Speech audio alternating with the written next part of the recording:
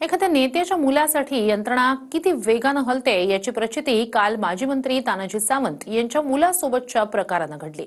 मुलगा न सांगता काही लाख रुपये खर्चून स्पेशल विमानाने बँकॉकला निघाला। पुढे काय काय घडलं आणि सावंतांवर खोटा गुन्हा दाखल केल्याचा आरोप का होतोय पाहूया।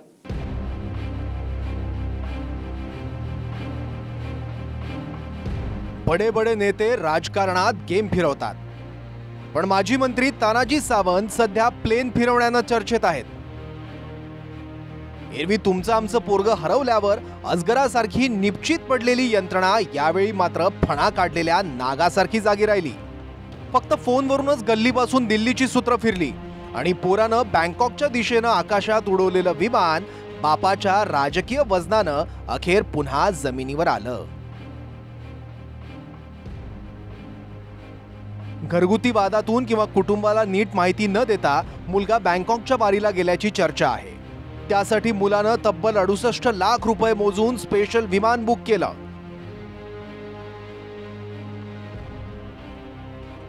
विमान उड्डाणानंतर आता जमिनीवरच्या यंत्रणा रोखू शकत नाही अशी ही कल्पना बहुधा मुलाला आली असावी, पण माजी मंत्री इरेला पेटले तर ते हवेतही सत्ता गाजवू शकतात याचा अंदाज बहुधा त्यांना आला नव्हता।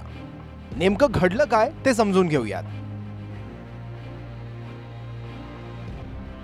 माजी मंत्री तानाजी सावंतांचे चिरंजीव ऋषिराज सावंत आणि त्यांचे 2 मित्र थायलंडला निघण्यासाठी कारनं पुणे विमानतळावर पोहोचले।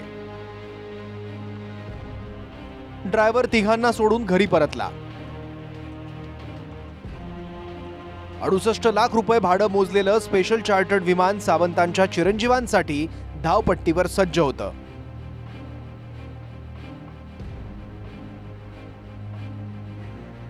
स्पेशल चार्टर्ड प्लेननं पुण्याहून बँकॉकला उड्डाण केल्यावर माजी मंत्री तानाजी सावंतांचे चिरंजीव ऋषिराज सावंत आणि त्यांचे 2 सहकारी निवांत झाले। शिक्षणाचं माहेरघर सोडून सावंतांच्या चिरंजीवांचं विमान थायलंडच्या राजधानीकडे झेपावलं। भारतीय भूभाग सोडून विमानानं बंगालच्या खाडीत प्रवेश करताच बहुधा ऋषिराज सावंत आणि सहकाऱ्यांना बँकॉक नजरेच्या टप्प्यात दिसू लागलं होतं। एकीकडे हवेत उडणाऱ्या मुलाला बँकॉकला पोहोचण्याची ओढ लागली होती आणि दुसरीकडे पुण्यात मात्र मुलगा बेपत्ता झाला की काय या शंकेनं माजी मंत्री आणि बाप म्हणून तानाजी सावंतांच्या काळजाची घालमेल सुरू झाली। कारण मी 2 दिवस बाहेर जातोय इतकाच मेसेज करून माजी मंत्री सावंतांच्या चिरंजीवांनी आपला फोन बंद केला। सावंतांनी लगेच सूत्र हलवून सिंहगड पोलीस ठाण्यात मुलाच्या मिसिंगची तक्रार दिली। पोलीस गाड्या सायरन वाजवत माजी मंत्र्यांच्या मुलाचा शोध घेऊ लागल्या। तितक्यात विमानतळावर सोडून आलेला ड्रायव्हर सावंतांकडे पोहोचला आणि त्यानं सावंतांच्या चिरंजीवांच्या बँकॉक टूरची सारी माहिती सांगितली। त्यानंतर आपला मुलगा बेपत्ता नव्हे तर स्पेशल विमानानं बँकॉकच्या पत्त्यावर निघाल्याचं सावंतांना समजलं। माजी मंत्र्यांचा मुलगा पुण्याबाहेरच नव्हे हवाई हद्द ओलांडत बंगालच्या खाडीपार पोहोचल्याचं समजल्यानं सक्षम पुणे पोलिसांचाही हद्दीच्या मर्यादेपुढे नाईलाज झाला। यानंतर मात्र माहितीनुसार तानाजी सावंतांनी थेट देशाचे हवाई नागरी उड्डाण मंत्री मुरलीधर मोहोळांचा फोन फिरवला। मोहोळांच्या यंत्रणेनं एटीसी म्हणजे विमान उड्डाण कंट्रोल करणाऱ्या यंत्रणेला संपर्क साधला। एटीसी टॉवरनं पायलटशी संपर्क केला तेव्हा विमान अंदमानच्या आकाशावर उडत होतं। मिळालेल्या सूचनेप्रमाणे पायलटनं विमानाचा हवेतच यू-टर्न घेत पुण्याकडे वळवलं। ह्याच्यामध्ये साधारणतः पोलीस प्रशासन म्हणून फार मोठा मदत आम्हाला त्या ठिकाणी झाली।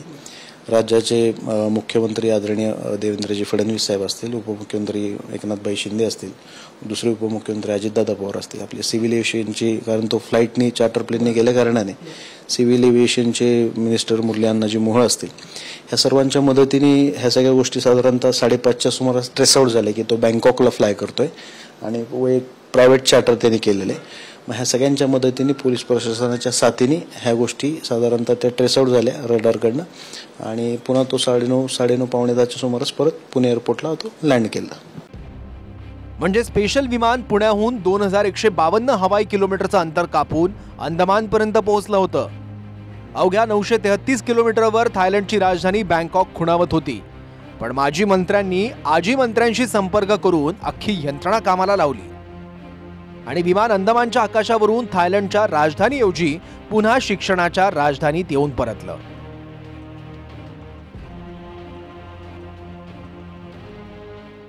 मी हेच म्हटलं, त्याचे 2 मित्र आणि तो गेलेला आहे, न सांगता गेलेला आहे. मला ना त्यांच्या मिसेसला, ना आईला, ना भावाला, विदाऊट एनी असं होत नाही. डेली आम्ही दिवसातनं 10 ते 15 वेळा बोलतो. बोलणं झालं नाही आणि अचानक त्याच्या ड्रायव्हरला, माझ्या मुलाला फोन आला की मी त्यांना एअरपोर्टला सोडलं, म्हणून तो माझ्याकडे आला केबिनला, तिथंच कात्रजला, की असं असं पप्पा तो एअरपोर्टला गेला, तुम्हाला सांगितलं का कुठं? म्हणलं मला माहित नाही. म्हणून आम्ही दोघंही उठून परत कॅम्पसला गेलो. कृष्ण आंधळे मिळत नाही, पण तानाजी सावंतांच्या मुलासाठी या सगळ्यांनी रान पेटवलं होतं काल या सरकारने. पण या कृष्णाला पकडण्यासाठी 60 दिवस झाले आणि तो सापडत नाही. दुर्दैव आहे आपल्या महाराष्ट्राचं आणि आपल्या सगळ्यांचं. माजी मंत्री तानाजी सावंत यांच्या मुलाचं अपहरण झालंच नव्हतं. तो मुलगा घरातून भांडण करून निघून गेला. फक्त त्या मुलाला अडवायचे एवढ्यासाठी सगळी पोलीस यंत्रणा कामाला लावणं गरजेचं होतं. आणि त्यासाठी तानाजी सावंतांनी आपण सत्तेत असल्याचा, आमदार असल्याचा, आपल्याकडे पैसा असल्याचा, या सगळ्या गोष्टींचा गैरवापर करत ताकदीने एक खोटी केस, तीही अपहरणाची केस दाखल करून घेतली. या एका घटनेनं देशाच्या नागरी उड्डाणांच्या इतिहासात अनेक अजरामर गोष्टींच्या नोंदी झाल्यात. पहिल्यांदाच कोणत्याही इमर्जन्सी विना एक विमान हवेतल्या हवेत परत माघारी बोलावलं गेलं. ज्या विमान मंत्री मुरलीधर मोहोळ यांनी पुणे टू बँकॉक फ्लाईट सुरू केली, त्यांनाच ही फ्लाईट माघारी परतण्याच्या सूचना द्याव्या लागल्या. इतिहासात पहिल्यांदाच कोणाला तरी विमान भाड्यासाठी 68 लाख रुपये मोजून इच्छित स्थळापर्यंत पोहोचण्याआधीच माघारी परतावं लागलं.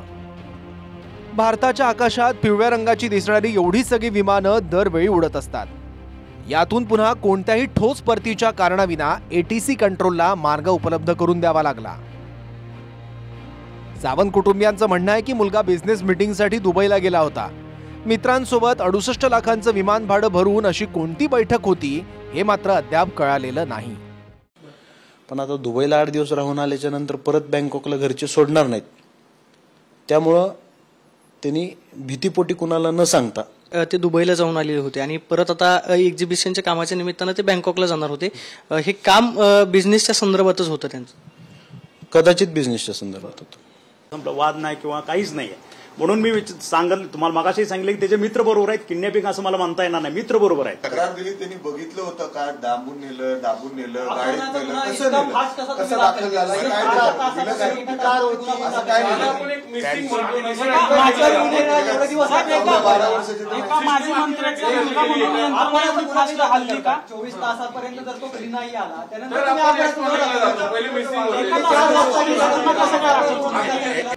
फाल्कन 200 एलेक्स नावाचं विमान सावंताच्या मुलानं भाड्यानं घेतलं होतं. ग्लोबल पॅसेंजर मॅनिफेस्ट कडून विमान बुक झालं. विमान ऑपरेट करणाऱ्या कंपनीचं नाव बजाज एव्हिएशन. 2 पुरुष आणि 1 महिला असे 3 पायलटसह क्रू मेंबर आणि प्रवासी म्हणून ऋषिराज सावंत, प्रवीण उपाध्ये, संदीप वासेकर हे 3 जण होते. मात्र आमची टीम विमान भाड्यानं देणाऱ्या कंपनीच्या पत्त्यावर पोहोचल्यानंतर अशा नावाची कोणतीही कंपनी तिथं अस्तित्वातच आढळली नाही. त्यामुळे माजी मंत्री सावंतांचे चिरंजीव नेमकं कुणाचं विमान घेऊन उडाले होते हे अजूनही स्पष्ट झालेलं नाही. आणि आपण या इमारतीतल्या या फ्लॅटमध्ये बघू शकतो. आता मात्र या ठिकाणी एका खाजगी बांधकाम व्यावसायिकांचं या ठिकाणी हे ऑफिस आहे. या ठिकाणी जे ऑफिस होतं 1 ते 1.5 वर्षांपूर्वी या ठिकाणी या पत्त्यावरती ग्लोबल पॅसेंजर मॅनिफेस्ट या कंपनीचं ऑफिस होतं. आता मात्र या ठिकाणी नाहीये. ते ऑफिस नव्या पत्त्यावरती गेल्याची माहिती आपल्याला दिली जात आहे. सोशल मीडियात मात्र या घटनेवरून असंख्य प्रतिक्रिया उमटल्या. याच पुणे जिल्ह्यात 2 दिवसांपूर्वी तुकारामांचे वंशज 32 लाखांच्या कर्जापायी आत्महत्या करतात आणि माजी मंत्र्यांचा मुलगा 68 लाख भाडं देऊन बँकॉकला स्पेशल विमानानं जातो. संतोष देशमुखांसहित अनेक घटनांच्या साध्या तक्रारीही वेळेत घेतल्या जात नाहीत आणि मिसिंग नसलेल्या माजी मंत्र्यांच्या मुलासाठी चक्क उडालेलं विमान परत बोलावलं जातं. तुर्तास या निमित्तानं तानाजी सावंत मंत्री जरी नसले तरी त्यांचं राजकीय वजन बंगालच्या खाडीपर्यंत उडालेलं विमान पुन्हा खाली आणू शकतं हे त्यांनी सिद्ध करून दाखवलं. दुसरीकडे पहिल्यांदाच विमान मंत्री झालेल्या मुरलीधर मोहोळांना विमान उड्डाणांना प्रोत्साहनाऐवजी आपल्याला विमान उतरवण्यासाठीही राबावं लागेल याचाही राजकीय पाठ मिळाला. आणि यंत्रणेचं म्हणाल तर दबाव आल्यास ते विमानाचीच काय तर वाऱ्याचीही दिशा बदलू शकतात. अन्यथा हजारो बेपत्ता मुलांच्या जर्जर झालेल्या फायली धुळखातही पडू शकतात. योगेश बोरसे, TV9 मराठी, पुणे.